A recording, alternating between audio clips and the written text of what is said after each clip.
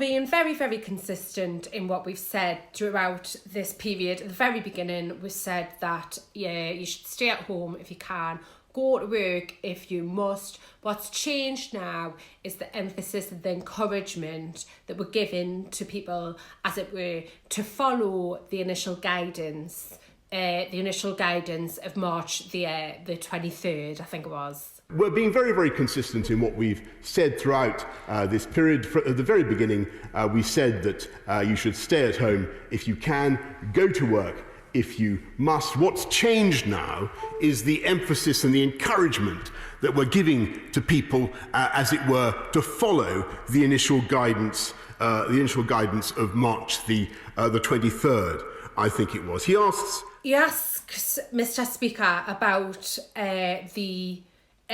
what science it's going to be based on, and how we've reached the conclusions that we have. As I said last night, as I told the House, the reproduction rate of the disease is now between 0.5 and 0.9. It varies across the countries, as he rightly says, and that's why actually different approaches by the devolved administrations are to be welcomed where those are appropriate to their specific needs. But overall, and I think that all the leaders of the devolved administrations would confirm this, that there is a very, very strong desire to move forward as 4 nations together. And perhaps I can sum up, and we all share the strong view that you should stay at home if you can, and that remains the position. So the steps we're taking today are modest steps, entirely governed by the science. We hope that we may be in a position. So the steps we're taking today are modest steps, entirely governed by the science. We hope we may be in a position, and this is entirely conditional, to take further steps in. Forgive me, Mr. Speaker. Further steps in the next few weeks.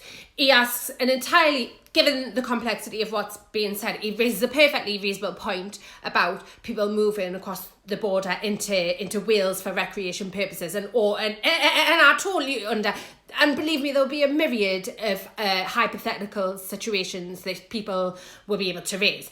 But let's be absolutely clear, Mr. Speaker. But let's be absolutely clear, Mr. Speaker, that I think everybody understands what we are trying to do together. Everybody understands what we are trying to do together.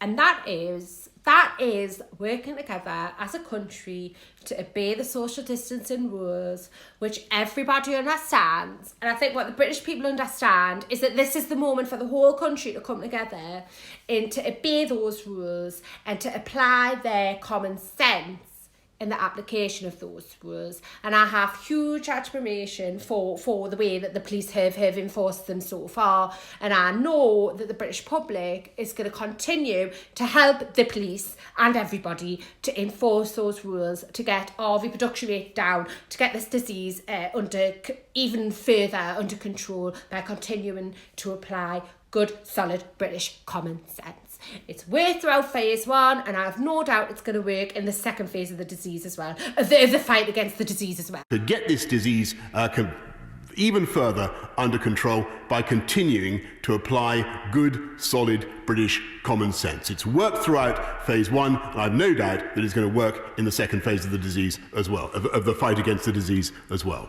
Yeah.